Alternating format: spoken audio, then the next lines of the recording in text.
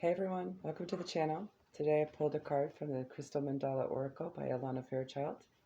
It is number 46, Goddess Kali in Black Obsidian, Sacred Revolution, Crystal Goddesses 888. I'll go ahead and timestamp the healing at the end in the description box in case you would like to come back. And this video will be in the Ascended Masters Messages playlist. Okay, here we go. We bring you the empowerment of sacred revolution. Revolution comes when a cycle of authority or power is ending. It has become inadequate for the task of leadership now required, and a new order must be established in its place.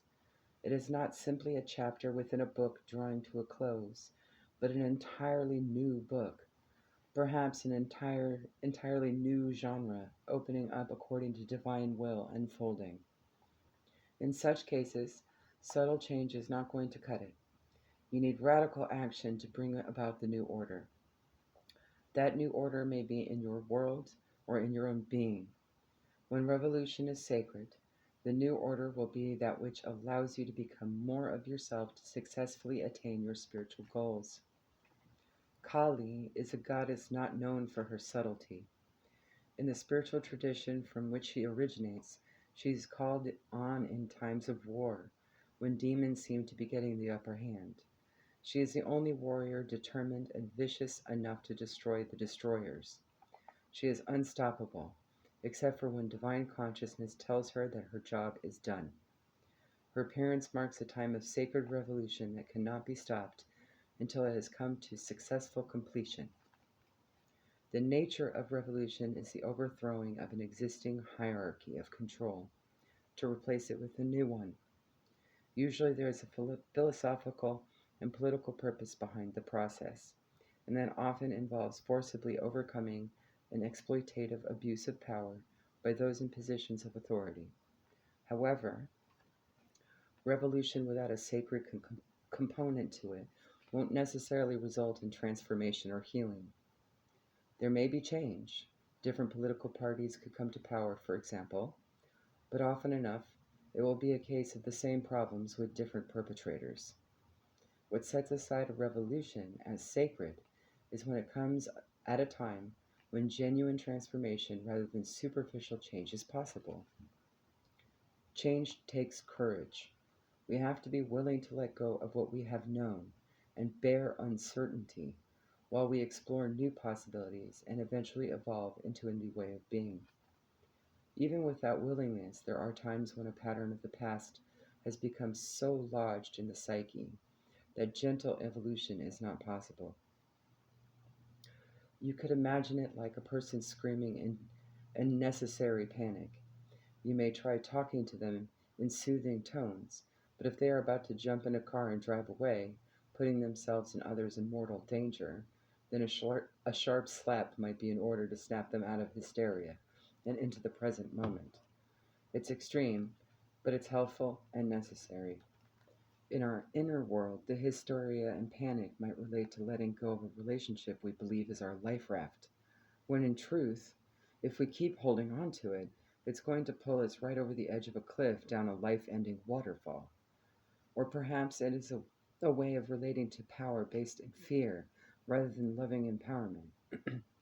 No matter how hard we try, we just can't seem to give up our attachment to feeling in control, or we are so attached to the life we have known, we aren't willing to fly free from the nest, stretching our wings and discovering our destiny. Where gentler methods aren't effective, and divine timing requires change to happen now, sacred revolution is invoked. Kali may stomp into your life and kick you out of the nest so that you realize you can fly. She may rip the life raft out of your hands, causing you to sputter temporarily until you stand up and realize you could just safely walk out of the rampaging river.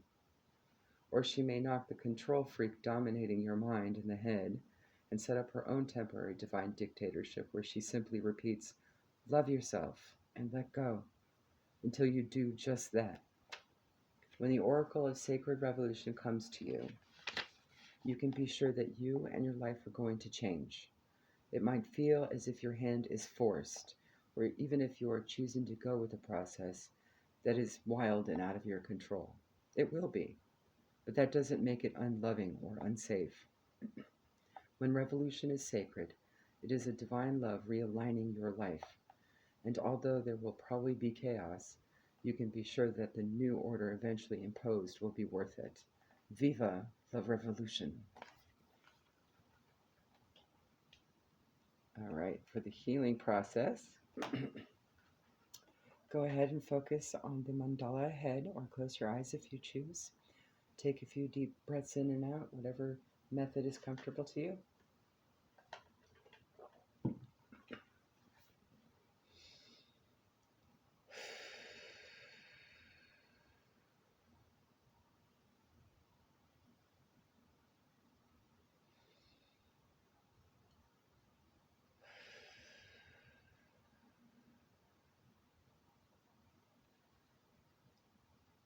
To integrate this guidance, you may like to say this invocation audibly or in your mind's ear now.